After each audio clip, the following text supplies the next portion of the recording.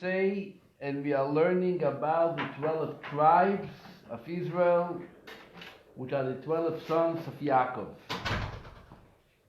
What we're going to go and what we're going to do tonight is we are going to first of all review the 12 tribes, their names, their different unique individual stories, if there are stories about them in the Chumash, and then see what Hasidus and Kabbalah teaches about their different personalities, or perhaps their different lessons that we can all follow and adapt. So first of all, regarding the names, who were those 12 kids? If you notice, and we all know that a clock has 12 hours, and that's how time goes by following the clock. You go around from 1 to 12. And what we're going to see tonight, hopefully, is that 12 tribes are actually representing our own personal clock that we can hang on our walls or carry in our hands, that we should follow and perhaps organize our days accordingly with those 12 numbers on the ancient eternal clocks of our Jewish ancestors. The importance of the 12 tribes is first of all by the very fact that every single Jew comes from one of those 12. Okay? So whatever the reason that we don't know exactly to identify who and which tribe it is you come from, nevertheless their spiritual idea, what they each represent, is something that we can all relate to and we can all embrace, and something that we can carry along with us throughout our day-to-day life. So let's start, and if you want to follow along, because we're going to be using the Chumash here and there, is let's go to the story after the major story. The major story in this week's Parsha is Yaakov, who is running away from his brother Esau by the advice of his mother to seemingly save his life. Esau threatened to kill him. He's running to Haran. And when he comes to Haran, he ends up meeting and then marrying two women, one which are actually two sisters. He wanted to marry Rachel. His father-in-law deceived him, and he gave him Leah instead on the night of the wedding. He did not want to embarrass Leah, so he stayed married to her, but he had to put in yet 7 more years of work in order to get the woman that he desired and he liked and loved, and this is Rachel. In the home of Lavan, his father-in-law, he works very, very hard. He describes to his father-in-law later in this Parsha how difficult his life was during the 20 plus years that he worked for him. Not sleeping at nights, dealing with the elements of heat and frost, the cold and the very severe heat of Haran. And yet he made sure that the job that he was assigned was taken care of 100%. To the point that the Rambam, when the Rambam wants to talk about what is the definition of a loyal employee, he uses the example of Yaakov. Bechol koichi avadati es avichem. With all my strength, he wasn't playing around, as they say. Throughout these difficult years, he managed to raise a beautiful family. A family which, as the Torah tells us, was in a sense greater than the families of his predecessors, of Abraham and Isaac. Abraham had two sons, one great son with the name of Yitzchak, but he also had not just a great son with the name of Ishmael. Yitzchak had a great son, Yaakov, but he also had a very non-great son, Esau. But Yaakov, as the Talmud calls him, mitosoi shleima. There was no blemish. There was nothing missing. Everything was pure and clean. An entire family all together on the same approach, on the same direction. And when he gave birth to those children, the Torah goes over child by child, name by name, why many of them, the reason for the naming is mentioned, and that's what I would like to review tonight and discuss a little bit as much time allows us. So we are on page 152 in the Hebrew, 153 in the English, and this is on verse 31. The first child is born. Says the verse, Vayar Hashem kisnu Leah. Hashem saw that Leah was unloved. He opened the womb, but Rachel remained barren. Vartal Leah vatelet bein. Leah conceived and bore a son. Vatikro shmoi Reuven. She called his name Reuven. What does Reuven mean? Says the verse, Ki omra, because she said, Ki ro'o Hashem be'onyi. Hashem saw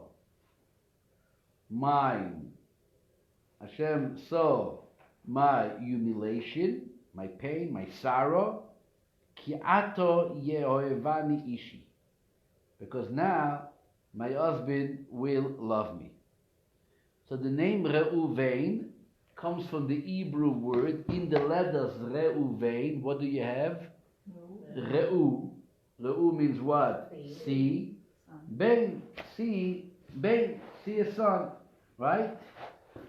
So this is what the name represents. The name represents, first of all, the suffering that she went through as a wife, not being in a competition, so to speak, with the other wife, happens to be her sister Rachel, and the great joy that she gained by giving birth to a son. Matter of fact, our sages tell us, Ra'ah, if you see the Hebrew, Ra'ah be'onyi. Ra'ah be'onyi. The Reish Aleph of Ra'ah is Reish Aleph, and in the word be'onyi you have a bet and a nun, and this makes up the word Reuven. Rashi comes, gives us even some great further insight that she said Reuven. Bein not only means a son, Bein means between. Between what and what? Basically, she said, my firstborn son is not like the firstborn son of my father-in-law. They both had a firstborn. My father-in-law's firstborn son, Esau, was ready to give up his birthright and he was not behaving properly, but my firstborn son is a son who is going to make his father proud and he's going to behave in a humble manner, as we see actually later in the Torah, that when Yaakov gave over the birthright to Yehuda, right? And Reuven, submitted to it. At the same time, he took care.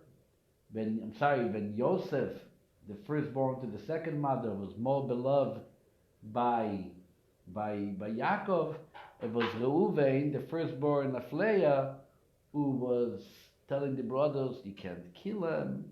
He stood by the pit to try to protect them.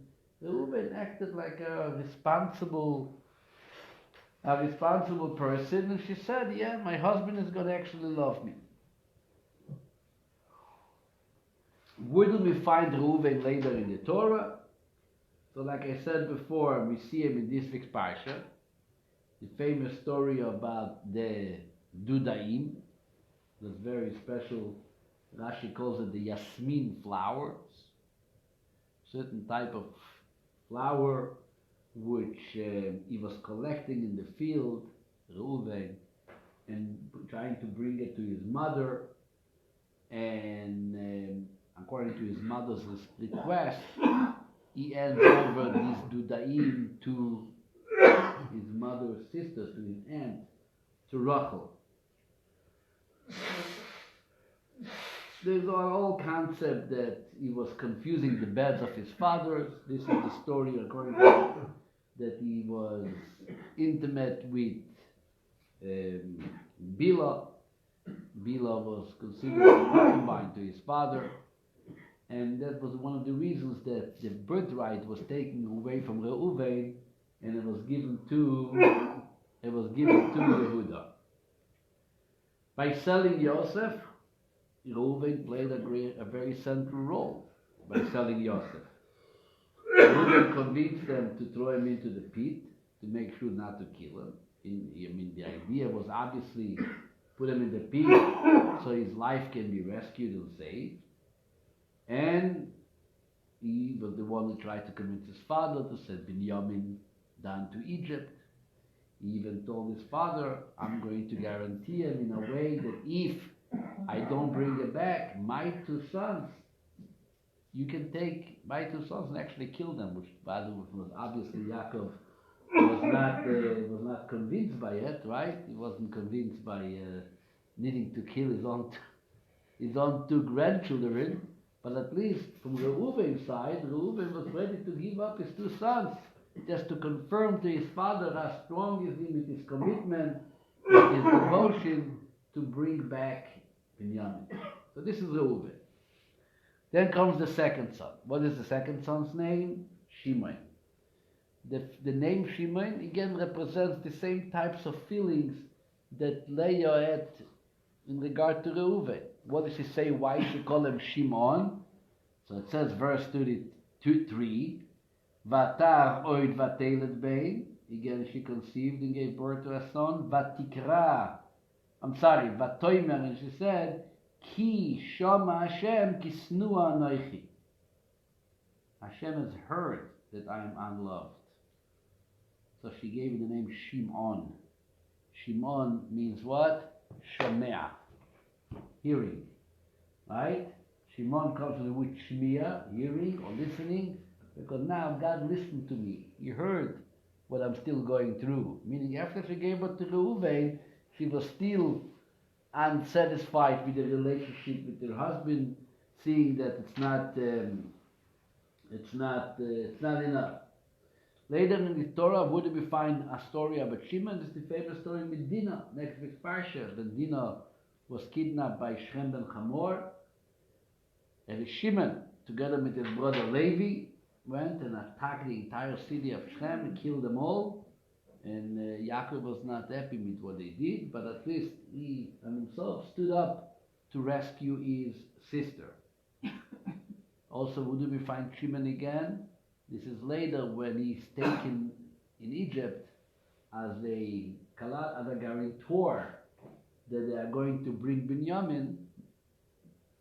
Shimon was the one who was placed in jail to watch and to be there until the Binyamin comes down. Then she gives birth to a third child, Levi. Again, the name Levi too is expressing the joy that she has of hopefully her husband will follow her now. What does she say when she gives birth to Levi? But verse 34, Vatar oid vatelet bein. Again, she conceived and gave birth to a son, and she declared, Apam, ato apam, ilove ishe elai. This time my husband will become attached to me, because I gave him 3 sons. 3 sons. So she called them Levi. Levi is the Hebrew word for escorting me. Lelavot, right? Levaya. You escort, you follow, and my husband's going to follow me. She was sure. Like I once heard that before she had 3 kids, her husband said, you have 2 hands, take care of one hand with Reuven and one with Shimon. But now when she has the 3rd child, There's no more two hands. Now she needs a third hand to take care of her son, right? Levi. So the husband's going to have to follow her. So she gave birth to Levi. She named him Levi. Levi was, like I said before, the story about Levi is the partnership with Shimon in attacking Shechem. And finally she gave birth to a fourth son. On verse 35. She said, Apam, oides Hashem. Now it's time to really thank God, right? Thank God. Let me gratefully praise Hashem here in English, and therefore she called him Yehuda. Yehuda is an expression of hoidoy, like the word todah. Thank you. Yehuda was really, as we see later in the Torah, he was like the leader amongst the brothers. The first time that we see his leadership is when he convinces his brothers not to kill Yosef, but rather to sell him as a slave to the Egyptians, the Midianites and to the Egyptians, and by that he actually saves the life of Yosef. Later the Torah describes that Yehuda married a woman, her name was Bat Shua, also in next week's Parsha, and she gave birth to 3 children for him. The oldest son was Er. Er got married to a woman called Tamar, and Er died without kids. According to tradition, the second son, which his name was Oinan, married also Tamar, but he also died. Yehuda was concerned that his third son is also going to marry the same wife, so he kept on rejecting him with all kinds of excuses. She covered her identity, and she ended up in a relationship with her original father-in-law, Yehuda. Yehuda, when he heard that she's pregnant, according to the law of the land, she was supposed to be getting a capital punishment of one of the capital punishments, which is Sreifa, to be burned. But she revealed to him that actually you are the one, the father. He admitted to that mistake. Also Yehuda, lehodot, to admit, to acknowledge, to recognize that you were wrong. From that intimate relationship, 2 children were born to Tamar as a result from the relationship with Yehuda. This is the famous Peretz and Zerah. Peretz ends up to be the grandfather of Ruth and King David, Boaz and King David. The same Yehuda, when he comes down to Mitzrayim, and Yosef is already second to king and is hiding his identification, trying to imprison Binyamin, that he stole the goblet and so on.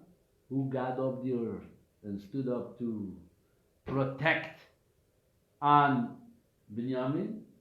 Again, it was Yehuda. And before his death, it was actually Yaakov. Before Yaakov's death, he transferred, like I mentioned earlier, the leadership from Reuven, the birthright of Reuven, and royalty from Reuven to Yehuda. Yehuda was picked now to be the royal king of the family and also the leader of the family. At that time, after Rachel did not have kids all this time, Leah is already having the 4th child, and like the Torah says, after 4 children she stopped having kids at that point.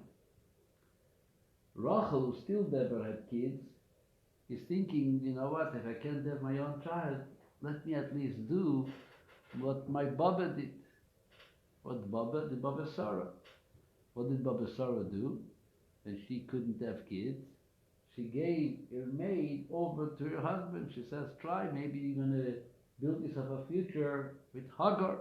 So Sarah does the same thing, and she hands over to her husband her own personal maid, which her name was Bila.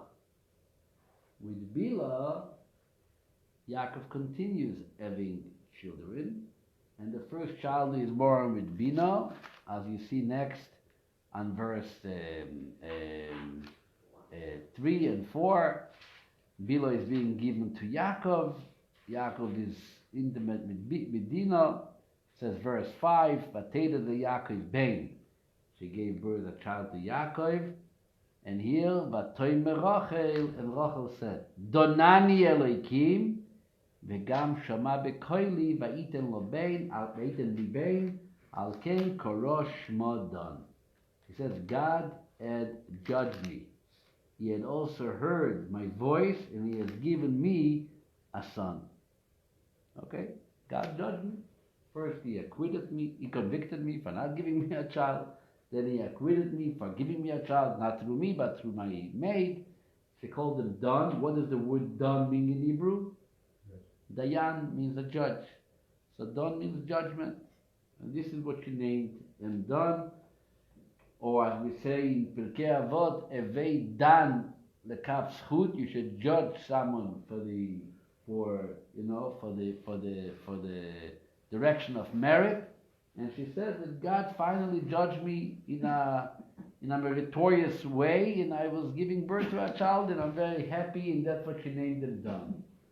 Not only that, Bila continued yet with Yaakov, and she gave birth to a second child. And this child, as you see on verse 8, Vatoyme Rachel, and Rachel said, Naftulei Elokim niftalti.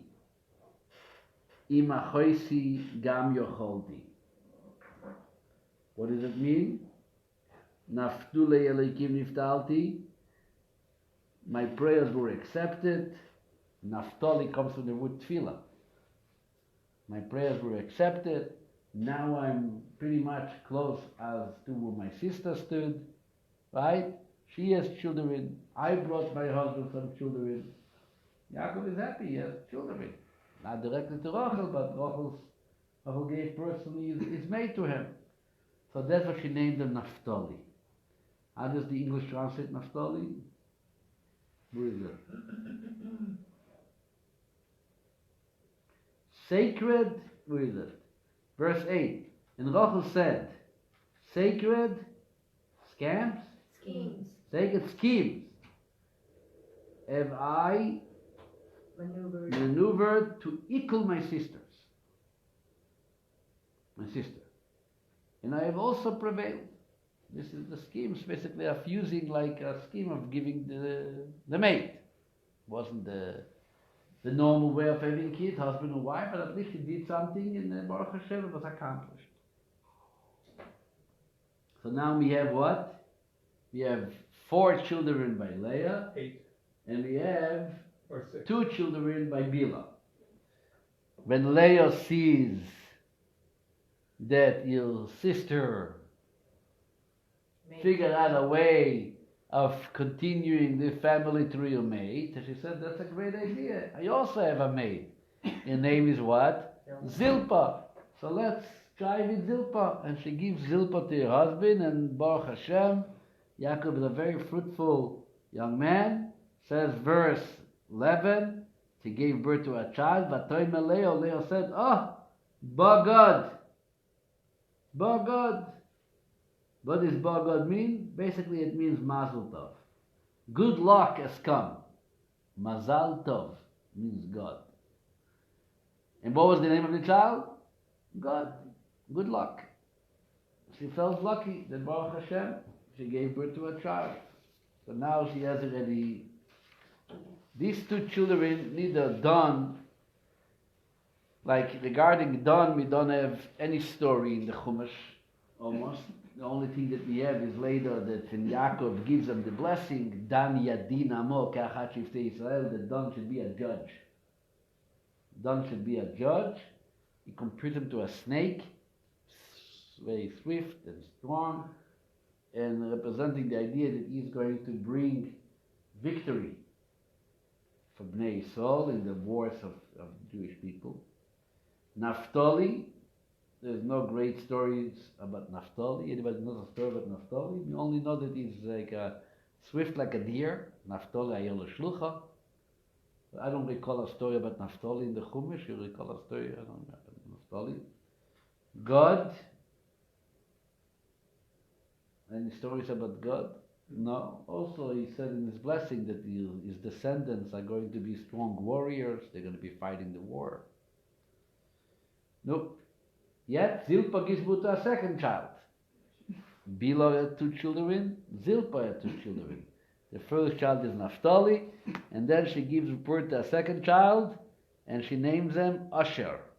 Says verse 13, Vatoimer Leah, and Leah said, Beoshri ki shruni banot, in my good fortune, for women have deemed me fortunate, like Osher. What does Osher mean? Chaim shel Osher, life of fortune, of good fortune. Shana meusheret means a what? A good fortunate year in Hebrew. Right? Because we said, I feel very fortunate. Asher. Why is Leah, why is she fortunate? Baruch Hashem, she brought 6 children to her husband. 4 on Iran, 2 to her maid. So, she's half done. I mean, if there's going to be 12 tribes, she produced 6. His sister didn't bring 1, his maid brought 2, so it's 6 against 2, pretty good. So she's Meusheret. And she names him Asher. Yaakov blessed Asher, he should be very fruitful, with oil and so on. At that point is the famous story is mentioned by Ilya. What's the story? The story that Reuven is coming back with the flowers. He brings it to his mother, and Rachel wants those flowers. The Dudoim. Some say that they were these flowers had the ability to help her to become fertile. I want to tell you something interesting, just in parenthesis. See the way Hashem works. Last week at the Shluchim convention, I participated in a class. I listened to a class about almost 3 hours about fertility. It was given by a director of an organization in New York called Taharenu, very professional lecture. I studied the subject previously. Sometimes you can help people with that subject if you know how to direct them. So I went to listen to that lecture. Very nice lecture. All kinds of new novelties into the world of fertility, obviously with connecting it to the Jewish way of fertility, meaning the halachic way. He's not a Chabad guy, he belongs to a Hasidic dynasty called Skver. Very nice guy, my father knows him very well, actually, which I didn't know when he spoke, but later in his speech he kept on quoting my father, and so I text my father, he said, oh, this guy, sure, I know him very well. Then I introduced myself. Anyway, so he was showing all kinds of things, talking about Dudaim. They are trying to guide doctors to assist religious people who can't do some of the things, or maybe even many of the things that the rest of the world is doing as far as fertility or birth control, etc., etc.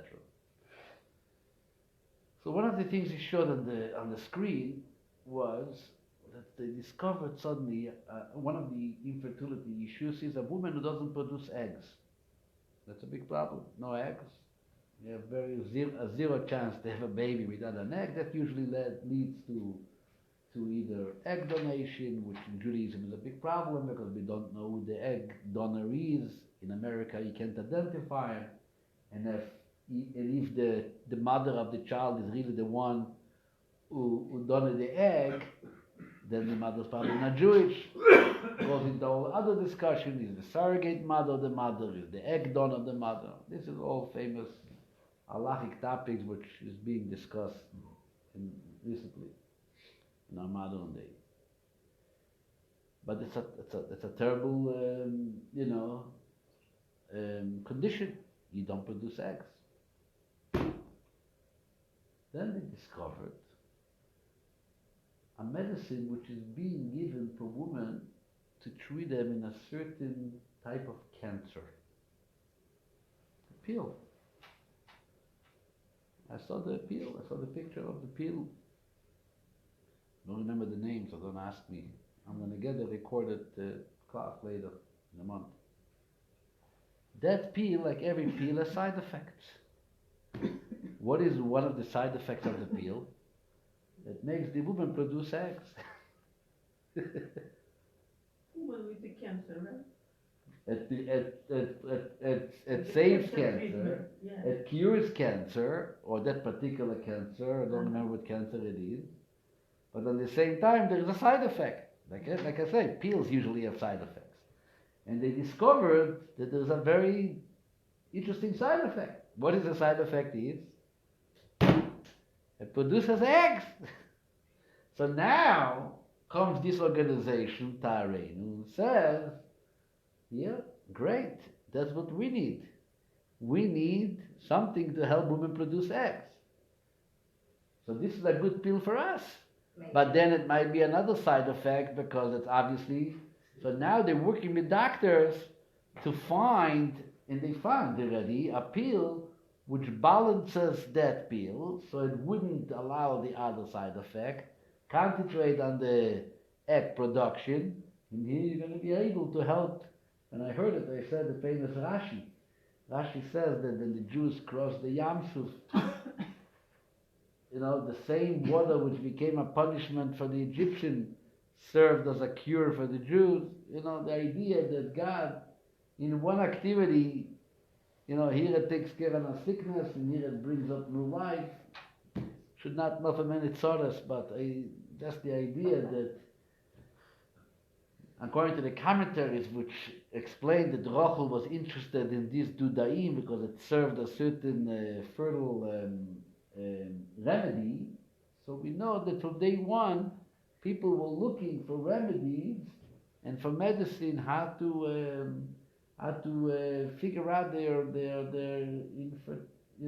infertility issues. Close the parenthesis. So now what happens is she sees Reuven with those beautiful flowers. Matter of fact, Leah also doesn't have kids at that point. But Tamid Miletus, after Yehuda, she stopped having kids. She couldn't have kids. It's not like that she didn't want to have kids. She couldn't.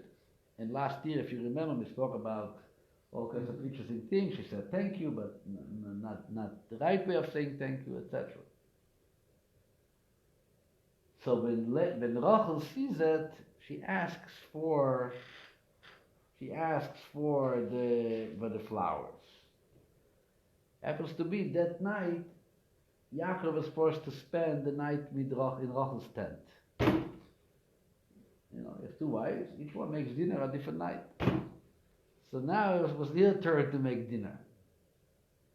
So Leah, being a Hebrew lady, she knew exactly how it works. She was one of her holy mothers. Says, you want the flowers? Fine, but everything is a deal. So you take the flowers, but let me serve supper for Yaakov tonight. In other words, let him spend the night in my tent. And Rachel agreed.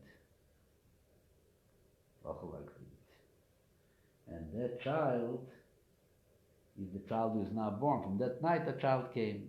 And that child, what does she say him? She calls him Yisachar. Why does she say Yisachar? Right? You see the story of the Judaim. What does she say in verse 18? Vatayim Eleo, Nosan Eleikim Schori. Sachar means reward. God has granted my reward because I gave my maid to my husband. She felt that God is being nice to you. She gave your maid to your husband. The maid Zilpah. And Sachar also means being hired. Basically, she hired her husband for the price of the flowers. So she named him Yisachar.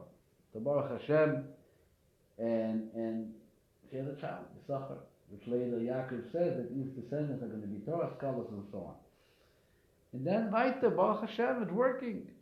The womb opened up again. She has now 5 children, and she has now 6 children. What's the 6th child's name? Zvulun. Because now, why did she name him Zvulun? Said, okay, now after 6 children, my husband is going to stay with me in a more permanent manner. I gave him 6 kids. And that's what she says on verse 20. Vatoimer Leah said, Zvodani Leki Moishi Zevet Toiv, God has endowed me with a good endowment. Now my husband will make his permanent home with me. For I have born 6 sons for him. So they called them Zvulun. Yafeh. You're going to be very generous to me. And then she gave birth to her daughter, Dinah, and then comes finally the story of the other 2 children, Rachel. After 10 kids, Yaakov has, right? 10 boys. He has the 6 with Leah, 2 with Bila, 2 with Zilpah. Now finally she's giving birth to her own children, and this is Yosef. And why did she name him Yosef? Because either Yosef means gathering, Hashem gathered in my embarrassment, or Yosef li Hashem ben Acher, may Hashem add to me another son, because she knew this is it. Yaakov is going to have, that's it, one more child, because she was praying that one child being added to the family should be Mirakan. And then a bit later, she's going to have a 12th child, Binyamin, which was born, Hashi died during birth. She named him the son of my sorrow, the father named him my right. And this is the story, the short story of the 12 children of Israel. Like I mentioned earlier, when we speak about the 12 children of Israel, we're not only speaking about them, we're speaking about how they each one belong to us. And that's what I want to do now, is to go over the next 20 minutes and to see how each one of those tribes, each one of those individuals is really a personality that is a part of our day-to-day life. This is a concept which is being discussed in Hasidus and being discussed in Kabbalah, and that's what we're going to share in the next 20 minutes. You have basically three categories here. You have 3 groups. You have the 6 sons of Leah. You have the 2 sons of Rachel, but she was meant to be the first wife, but she became the second wife. And then you have the 4 sons of the maids, of Bila and Zilpah.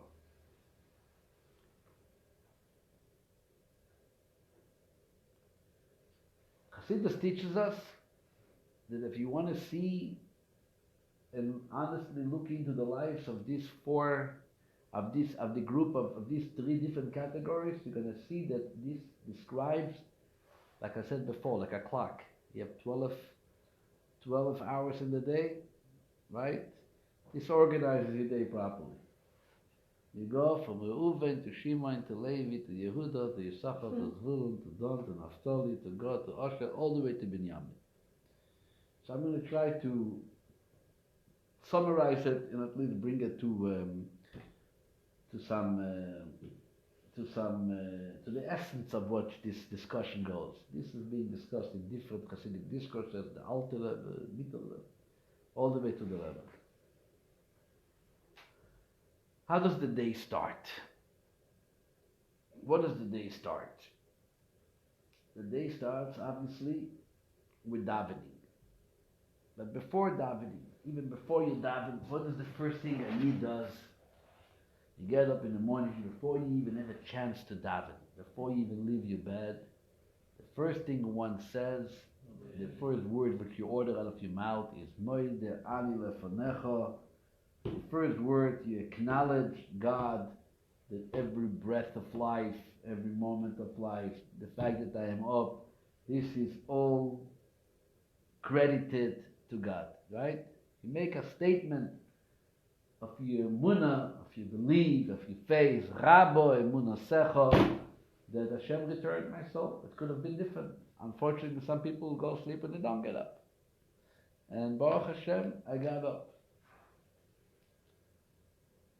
This is before you even get organized, before you even start your day. From there, you do what? The order of the day is you go to daven. Before davening, the Shulchan Aruch says you're not supposed to do any business, you're not supposed to greet anyone, right? You're supposed to go straight into davening. What happens after davening? Shulchan Aruch says after davening you should go learn something. You learn something. And then you learn something, and then what you do? You go to the marketplace. You go to do business. You go to earn a living. That's what we all do regular day. Get up, say Medani, go to shul, you daven. Either you learn something or you learn in your car. I'm sure you have tapes and different listening tools to listen to the shir. Especially you're going to be stuck in traffic probably. So then that's a good way to spend your time instead of listening about the impeachment and all the other babamaisas. And then you go from davening, you go to learning, from learning you go to work, you go to davening. So let's start with davening.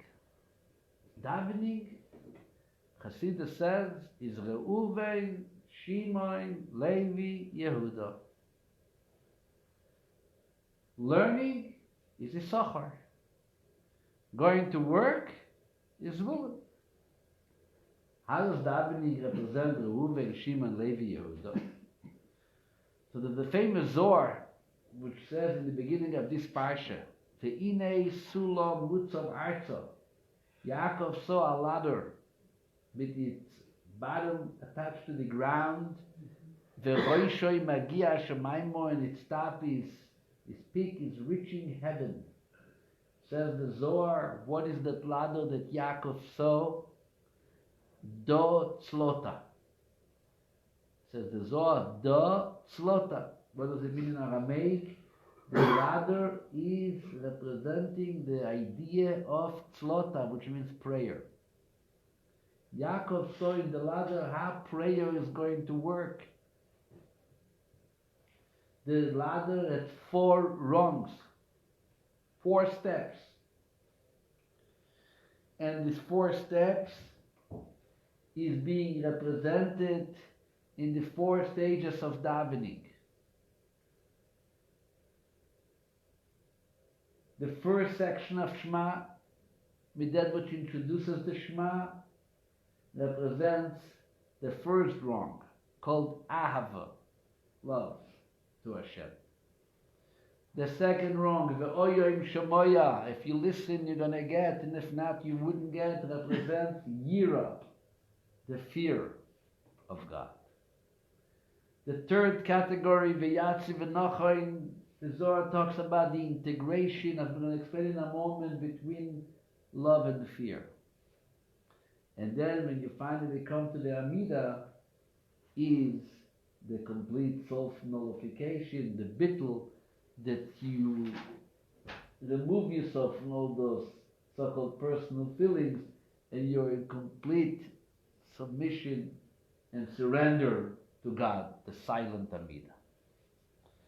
The first thing that the way starts is Ava. Ava. This is the first thing, Ava to Elikus, a desire, a yearning. You're looking to attach yourself to God.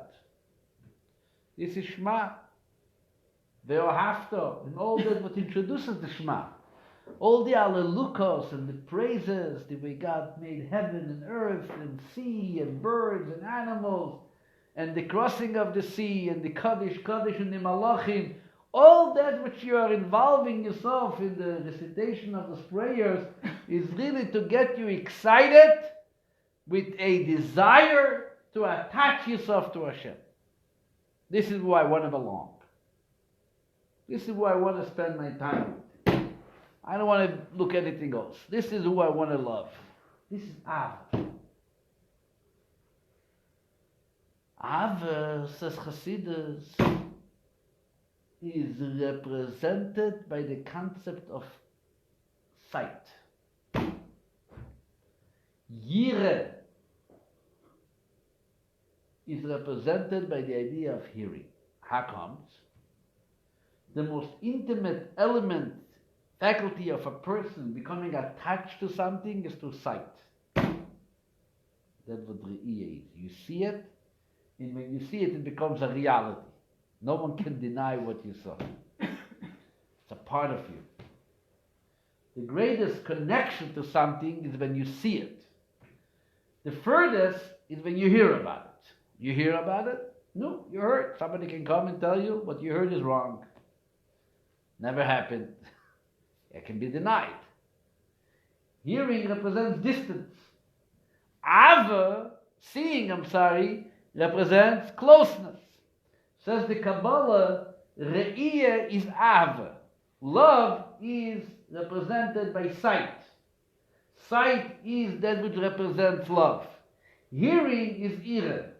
You restrain yourself. You are afraid of something.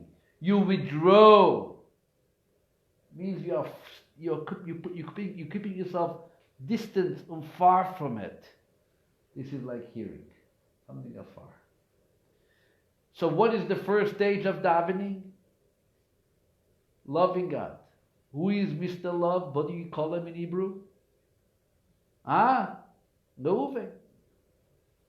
Reu. This is the first part of davening. You start your day with Reuven.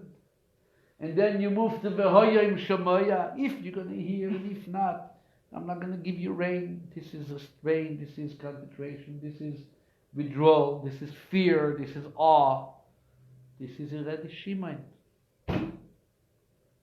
Then comes the integration of Ave and Ira. The way love and fear integrate to one with the other, which is the balance between both. This is Levi. Levi is attachment. Levi is escorting. So when it comes, love and fear integrate to one with the other, that is Vayeitzei, V'nochai, V'kayom. This is that area of stability. It's not only love but not fear, or only fear but not love. Rather, you keep them both together. It's basically a method, an attitude of so-called self-expression. I'm expressing myself in a way which is beyond me, right? This is love and fear when they come together. That's Levi. I'm attaching myself to somebody else. But eventually, what's the ultimate rung on that ladder? That despite all this great achievements and all the development of feeling, that you worked with the level of love, and then you worked with the level of fear, and then you were on the state of integration, you realize that there is something above and beyond all that. That which comes from the essence of your neshama, which brings you to a complete self-nullification, and in a sense it even cancels all those feelings. Not because you ignore those feelings, just because you're beyond those feelings. You're above it. This is who? Yehuda. What does Yehuda mean? I acknowledge. Apam oide es Hashem. Yehuda represents bittul.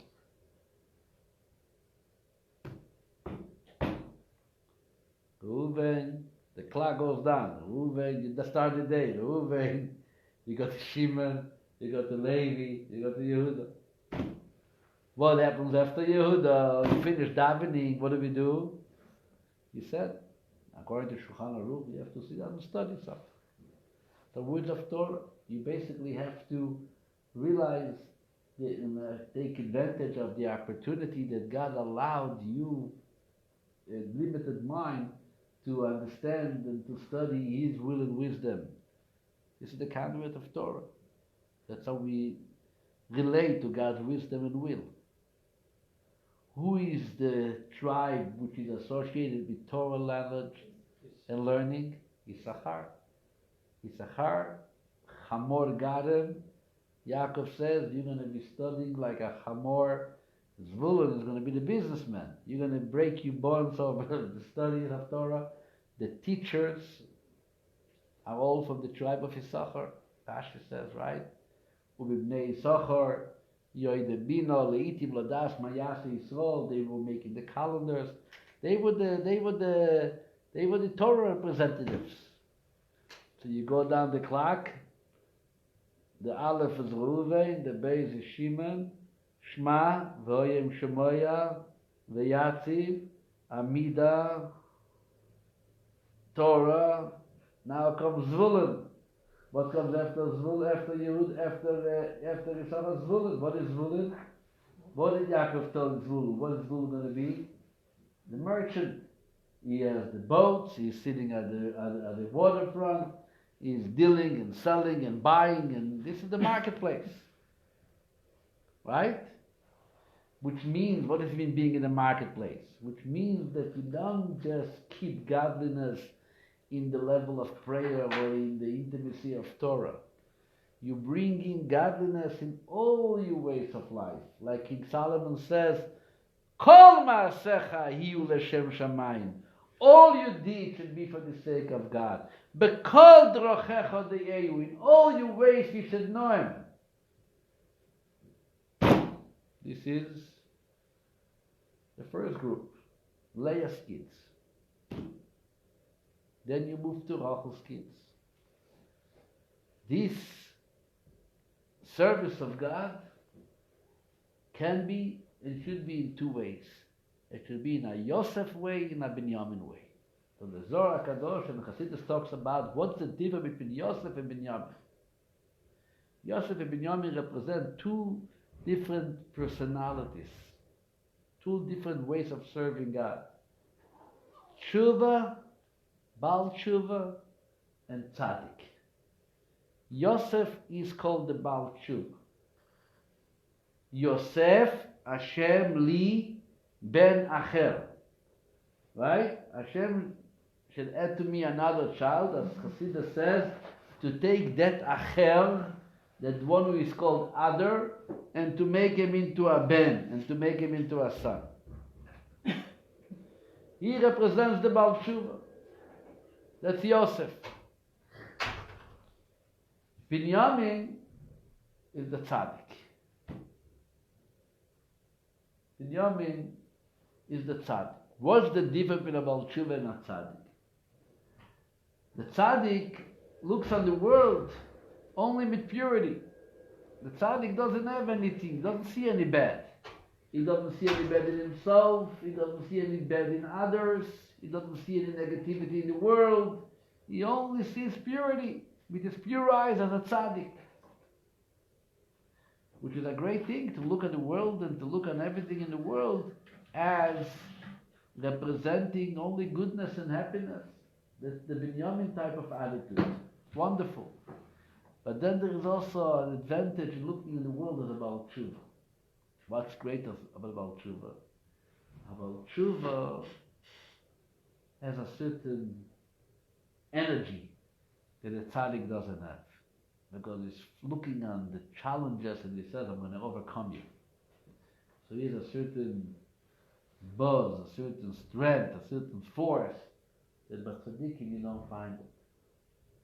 And this is being discussed in Lent and Chassidus, but not the time to go into it now. But how Yosef and Binyamin, the two children of Rachel, is the two services serving God as a Baal Tshuva and serving God as a tzaddik. So basically they take these 5 things mentioned earlier, Reuven, Shimon, Levi, Yehuda, Issachar, Zvulun, 6 things mentioned earlier, and categorize it into the 2 types of, trying to bring into each one of them the advantage of a tzaddik and the advantage of a Baal Tshuva. So now what time are we holding? Now we're at 8 o'clock. Right? 8 o'clock is who's done. If you go down the clock. Reuven, Shimon, Levi, Yehuda, Issachar, Zvulun, done. I'm sorry. Reuven, Shimon, Levi, Yehuda, Issachar, Zvulun, Yosef, Binyamin. Now we're 9 o'clock. Now we have to speak about done. Right? Dan and Naphtali, and then we have God and Asher. So Chassidus says as follows. What did we say Dan? Dan means judgment. In all these types of services, whether it's davening, whether it's learning, whether it's bringing godliness into the reality of the world, a person always has to evaluate and to judge himself and to say, am I doing it right? Or maybe it's time to change faiths. You can't rely on yesterday's or today's service to say that's how it's going to continue tomorrow. You have to be able to place a judgment. The right, healthy person sits down, during Krishna Sha'ala Mitah, before going to bed or early morning if he can't sleep, and he says, okay, done. Let's judge myself. Let's judge myself. The Gemara says that somebody raises questions, about figuring out things, and he always looks for, considers and reconsiders. Says the Gemara, he's probably from the tribe of Dan. He's probably from the tribe of Dan. If you don't know what tribe you belong to, this is a way to figure out if you're a Danite or not. If you keep on questioning yourself, not in a way of doubting yourself, but rather questioning in a way of judging yourself. Am I doing enough? Can I do more? Is this direction right? Is another direction right? Dan is that which represents the idea. At the same time, following Dan comes Naphtali. What's Naphtali? What did we say Naphtali? Naphtali means attachment. Right? Tefillah, attachment. Chassidus says that in order to succeed in the mission of all these different services represented by Reuven and by Shimon and by Levi ben Yehuda, the way to do it is by what? You have to identify with it. Okay? You can't just stay, disconnected. I'm coming to daven, but I'm really, I'm not here. I'm learning, but I'm really not here. I'm working, but I'm not. Everything you do, Naphtali is that element which brings you and allows you to identify with what you do. Identify what you do. Which continues the same idea with Asher. What is Asher? Asher was blessed with wood, with oil, right? Me Asher Shemeino Lachmoy. Chassidus says, what is oil? Oil is one of those things, that thing actually, that with whatever you put it together, what happens? It penetrates it. And the word Osher. Osher means praise. It's a very famous last name. What, Osher? But maybe. I have a brother called Osher. I had a great grandfather, his name was Zayde Usher. Tovel b'shemen raglo. Again, the same idea of Naphtali. This is so important. We have to keep on speaking about it and forbidding about it, to identify with what we do. A lot of people can serve God as a Reuvenite, as a Shimonite, as a Leviite, as a Yehudite, as a Issacharite, as a Zvulunite, but it's not really you. It's me and the davening. I can almost put it into two people. It's like almost two different members in the community. It has to be Usher. It has to be oily. It has to be holy. And finally, God. What is God? Leah Leah, when she saw the child, she said, what? No, it's a bracha, mazal tov. This is not me, this is luck, good luck from Hashem. To recognize that it's really Hashem's blessing which gave you the good luck and the good fortune, Bag God means a good fortune has come, that you are able to be in the group which is involved with serving Hashem, with learning His Torah, with davening, with serving Him through work. Could have been somewhere else. Could have been an Ivan, somewhere in a bar. Baruch Hashem, we are here, we try. Sometimes we try better, sometimes we can try even more, even better than better. So what's the bottom line? The bottom line is like this. When a Yid davens, what does davening mean? Reuven, Shimon, Levi, Yehuda. And then he learns. What does learning mean? Yisachar. And then he's preoccupied with bringing God to the world by dealing with the world of business, by earning a living, which is what? Zulun. Whether he's doing it in a perfect way like a tzaddik, like Binyamin, or he's struggling like a Baal Tshuva, keeps on struggling with having to distance himself from the temptations and overcome them, which is Yosef, which that changes them eventually. That's what Yosef means. Yosef Hashem li, Hashem changed me and he added another child to me. Then you bring in the 4 maid sons to help you in serving God with these basic elements. The ability to judge and to make sure that the standards are right between good and bad and right and not right, which is done. They allow you to develop a feeling of connection with God, which is Naphtali, Teufel. In a way of perfection. Perfection means that you are completely mixed and identified with what you do, like Usher, the oil which penetrates and takes through every part of you. And the recognition that we cannot do it on our own. Whatever we do in all the services is but good. It's a mazel tov.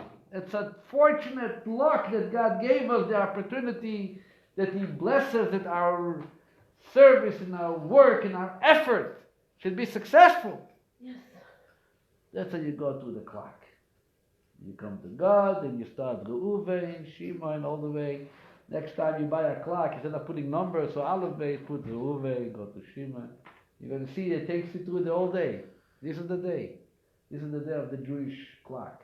A word that Chassidus elaborates about, and we just shared some aspect of it. I hope you learned something.